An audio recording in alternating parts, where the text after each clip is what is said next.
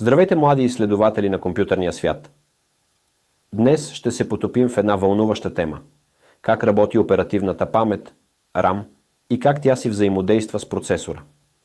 Ще разгледаме и какво представляват 0 и 1 в компютрите и какво се случва в регистрите на процесора. Какво е RAM? RAM – Random Access Memory. Или оперативната памет е мястото, където компютърът временно съхранява данни и програми, които използва в момента. Представете си я като работната маса на художник, където той държи всички инструменти и материали, необходими за текущата му работа. Когато изключим компютъра, информацията в RAM се изтрива, подобно на това как художникът прибира инструментите си след работа. Какво е процесорът и как работи с RAM?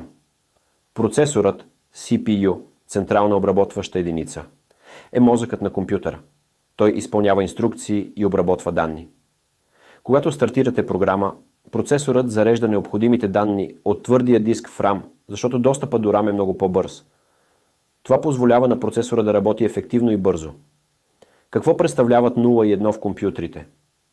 Компютрите използват двоична система, състояща се от 0 и 1, за да представят и обработват информация. Тези две цифри се наричат битове.